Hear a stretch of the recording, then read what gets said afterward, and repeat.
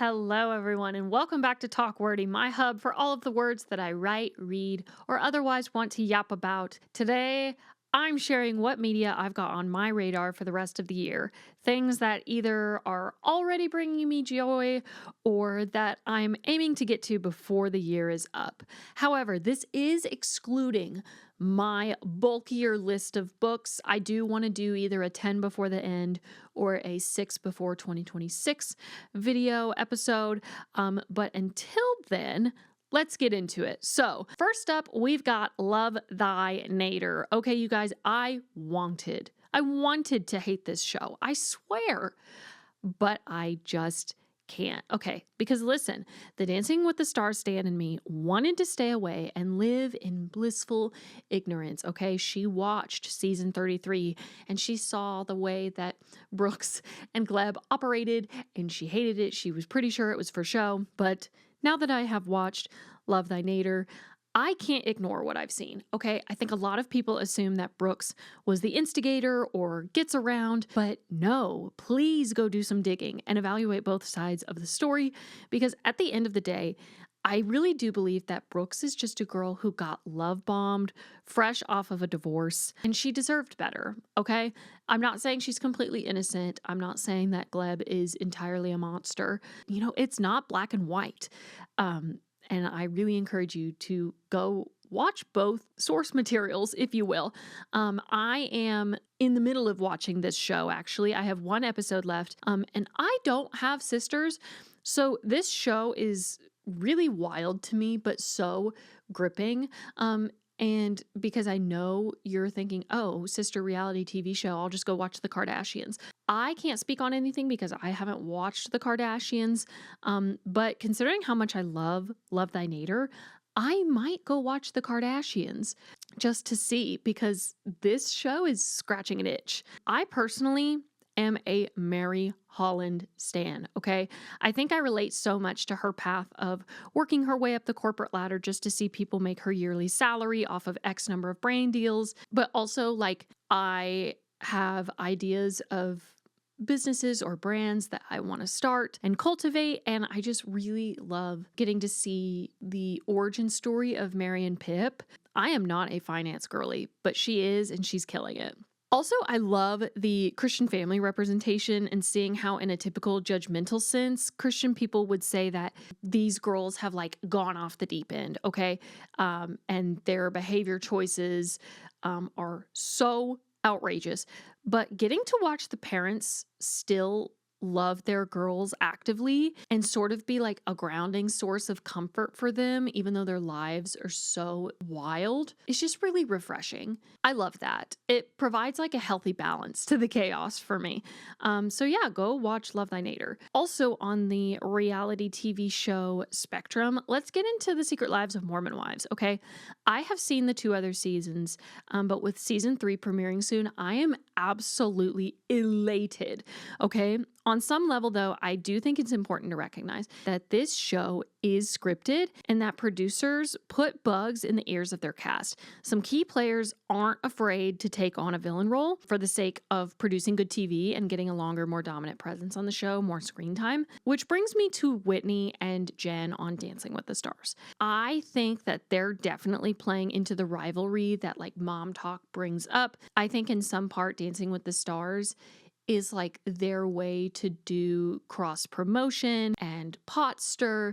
Do I think it really goes that deep for them? No, because I really don't think that they were ever in the crosshairs with each other in comparison to like Whitney and Michaela or Taylor and Demi. Whitney and Jen just don't seem like a heavy hitter mashup to me. But I am excited to see what unfolds in the show. I personally do not agree or prefer or enjoy the Bachelorette casting of Taylor, but you know what? I guess this is just ABC saying, like, we need ratings, so let's make the messiest TV possible. I genuinely worry for Taylor's mental and emotional health because I think these men are clout chasers and they're not in it for love. They're not there for the right reasons. And you know what? I don't think Taylor is either. I think Taylor is getting herself into a really messy situation that her heart is not healed enough to be prepared for.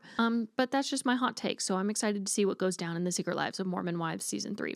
So I know I mentioned that I was going to talk about books a little bit later, but I do want to kind of touch base with this one, and that is female fantasy, but specifically because there is a new cosmopolitan romance imprint. You guys, at least once in your life, you've had to have read something in Cosmopolitan, whether online or in the print magazines. So when I found out that they were starting Cosmo Read, which is a collaboration between, if I remember correctly, it's Hearst Books and Source Books, I just knew I needed to check out their catalog so far. Female fantasy is like a steamy romp that's also a love letter to romance readers. And it's about a girl named Junie who, after years of feeling completely satisfied with her book boyfriend and not needing anything from real life, she takes a road trip with her brother's best friend to track down the book boyfriends, that character's real life inspiration. But obviously there's like a couple detours emotionally. Ooh, ah. I have the audiobook currently in my Libro FM library, so I'm going to start it any day now. But I have heard nothing but good things about Iman Hariri-Kia's writing and just her in general. So I can't wait to dive in, genuinely. Some of the imprint's other titles, both current and upcoming, are 1 week later by, I'm really going to botch the last name and I'm so sorry. I think it's KJ Mikeshi. That's my guess. I'm really sorry if I'm mispronouncing your last name. And then Lauren Blakely has 2 books called It Seemed Like a Good Idea and I've Got a Crush on You. And so I'm excited to see what else they acquire. I feel like it would be a really, really cool match with my reading tastes. So I'm greatly looking forward to that. Now I want to talk about a couple movies. So next up, we have Eternity. If you have not seen the trailer, I beg of you to go watch it. I think it's going to be one of the funniest movies that have been in theaters in a while that's like not like super outwardly like ha funny. Like I think it's going to have cute one-liners that make it into a rom-com. So the premise of Eternity is that in an afterlife where souls have 1 week to decide where to spend eternity, Joan is faced with the impossible choice between the man that she spent her life with and her first love, who died young and has waited decades for her to arrive. I love a good love triangle, okay? I am so tired of the love triangle slander. It eats every single time. I have no words. Love triangle is a supreme trope. If a love triangle has 10 fans, I'm one of them. If a love triangle has 1 fan, it's me. And if a love triangle has 0 fans, I am dead. This cast is stacked. Elizabeth Olsen, Miles Teller, and Callum Turner in a love triangle? Say less. My butt's going to be in that theater. Also, I feel like there is no like wrong choice that Joan could make in this movie. Those were both your husbands. What do you mean? Like, just pick one or pick both. If she ends up picking herself, I'm actually going to be so pissed off. Anyways, this movie oddly comes out on November 26th, which is the day before Thanksgiving, which is a Wednesday. I don't think I've ever heard of a movie coming out on a Wednesday. I feel like cinematic releases are always on Fridays, sort of like how books come out on Tuesdays. I've seen crowds for like Christmas Day showings, but day before Thanksgiving showings? Like, is that a thing? If it is, I'm shocked. I've never heard of that. Anyways, moving on. So that's Eternity. Super cute. And another movie that's probably going to shatter my soul. Let's talk about Wicked for Good. Okay. Not a single one of you should be surprised that this is on my list. When I saw part 1, so I had seen the slime tutorials, I had listened to the album, but I had never seen it like actually like with my raw eyeballs live on stage. And my husband had never seen the musical at all. I think all he had to go off of Wicked was the Wizard of Oz. So I loved getting to see him geek out over the first movie. Genuinely, he told me it was one of his favorite movies of the last year, if not like his number 1 movie of the year. In different pairings of friends and family too, I feel like I'm either Glinda or Elphaba. Like, I'm not always Glinda, I'm not always Elphaba. It depends on who I'm with. Secretly, though, I do think I am more aligned with Glinda. I don't know. You guys tell me. But I just know that the music this time around is gonna gut me like a fish. All I've been thinking about since watching the trailer, and mind you, like I said, my husband has not seen part 2. He's never seen the musical. He doesn't know what's gonna happen. And so I've told him, like, don't watch the trailer. But the one thing I will say about this trailer is that for like almost like a vocal stem, I have this one part of the trailer stuck in my head. It's the Elphaba Throp, I know you're out here. Just come in before the monkeys spot you. And then she just goes into the riff, the whoa. It's in my Elphaba Throp. Ugh, what a gross name. I'm so sorry. Throp. She was a victim from the start. If I had to wager a guess and, think about how many times I'm going to go see this movie in the theater, my money's on a minimum of 3. And you know what? As I should. And last, but certainly not least, speaking of seeing things in the movie theater, I would be remiss not to mention the epic conclusion that we've all been waiting just shy of a decade on. And that is Stranger Things. Okay, my entire cellular makeup has regenerated since season 1, maybe even season 2 of the show. And I wish I could tell you that I'm ready for the end, but I am not. This show has progressively gotten darker as the seasons passed, especially in season 4. The way that people would distort while the clock chimed and the lights flickered, and just generally all of Vecna's involvement, yuck. I had to remind myself that underneath the scariest MF on the planet is like my OG fantasy crush, the biblically accurate Jace Harrendale, Volturi member Caius that had his literal head ripped in half from his jaw, and now Quinn audio narrator Jamie Campbell Bower. I think that's the only way I managed not to have nightmares, you guys.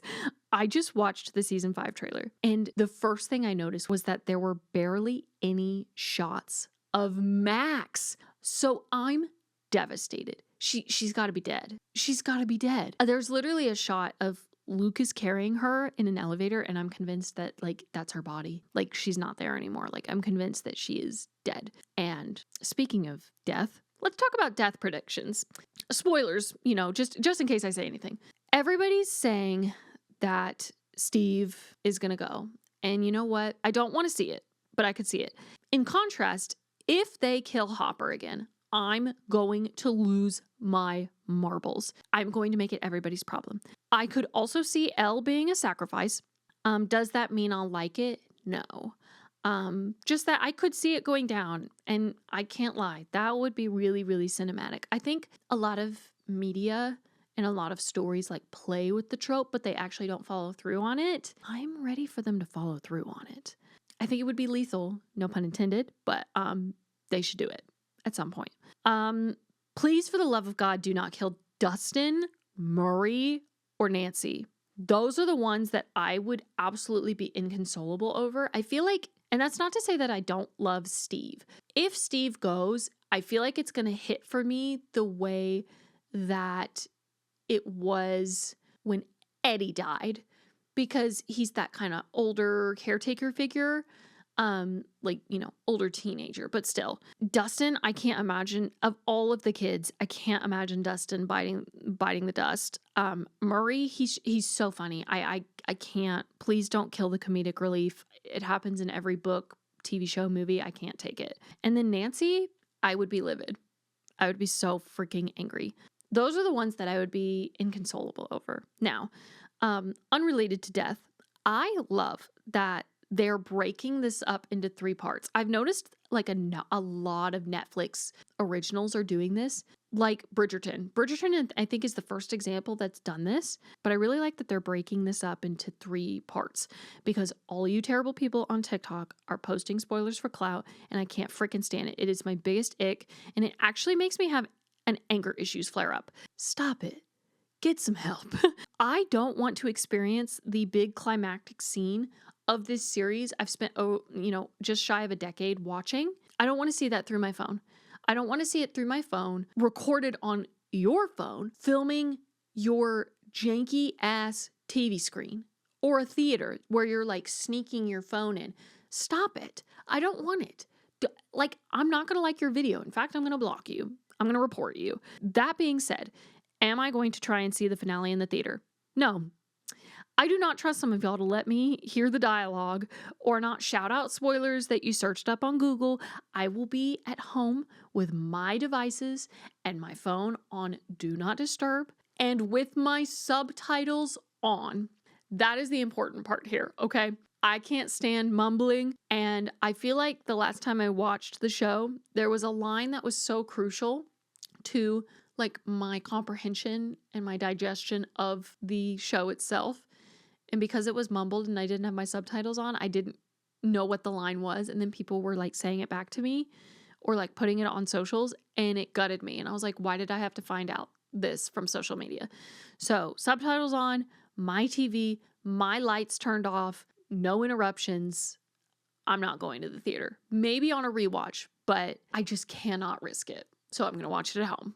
And that, you guys, is a quick rundown on all of the media that is on my end of the year radar, including these books that are on my table. So I also have Immortal Consequences, I have Conform, and I have Silver Cloak. Now that it is finally November, I am in my fantasy bag. Contemporary romance is starting to phase out because the warmer weather is leaving. I am trading tank tops and shorts and rom-coms for sweaters and tights and romantasy, and I couldn't be happier about it. But yeah, thank you so much for listening. I hope that you feel encouraged to try out some of the media that I have recommended here on this episode. I could probably talk your ear off about any of them. If you guys have any recommendations for me as the holiday season comes up and hopefully I take some PTO and chill out at home, let me know. I'm always down to hear your book recommendations, your newest reality TV fix, and so much more. Once again, you guys are awesome. Thanks for watching, and I will see you guys in the next one.